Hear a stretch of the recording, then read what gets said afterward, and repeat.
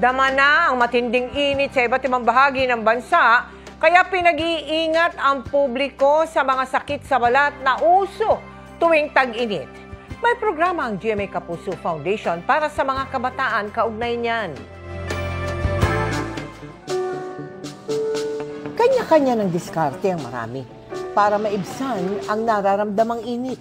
Ngayong opisyal nang nagsimula ang tag-init. Dagdag pahirap naman sa ilan ang sumasabay pang pangangati sa balat. May nakakapa akong bootleg na siguro bungang araw na nakakairita makati sa likod. Ayon sa dermatologist na si Dr. Grace Beltran, maraming sakit sa balat ang maaaring makuha kung mainit. Kabilang na riyan ang bungang araw. There is an occlusion of the sweat duct. Kaya nagkakaroon ng bukol-bukol. Huwag kakamutin kasi magkakaroon ng secondary bacterial infection. Kung lalabas, ugaliing maglagay ng sunblock para hindi magka-sunburn.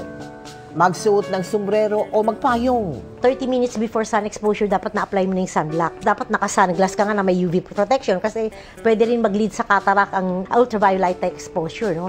Paalala pa ni Doc. Kapag tag-init kasi, dapat proper hygiene lalo. No? Kailangan nga mas maligo ka at least once a day. Drink plenty of water. Kaya ngayong tag-init, muling magsasagawa ang GMA Kapuso Foundation ng taunang Linis Lusog Kapusong Kabataang Project sa ilang pampublikong paaralan. May libreng dental services po tayo.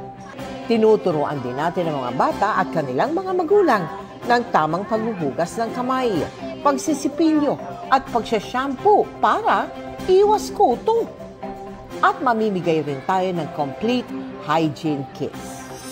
Sa mga nais makiisa sa aming mga projects, maaari po kayo magdeposito sa aming mga bank account o magpadala sa Cebuana Lowell Year. Pwede rin online via GCash, Shopee, Lazada at Globe Rewards. Samantala mga kapuso, sisimula na po bukas ng GMA Kapuso Foundation ang pamahagi ng tulong sa mga residenteng naapektuhan ng muling pagsabog ng Bulkang Kanlaon sa La Carlota City sa Negros Occidental. Sa tulong ng 62nd Infantry Battalion at 303rd Infantry Brigade ng Armed Forces of the Philippines sa La Carlota City, naripak na po ang mga relief goods, naisakay na rin sa barko ang mga tubig, ang N95 masks at karagdagang mga relief goods.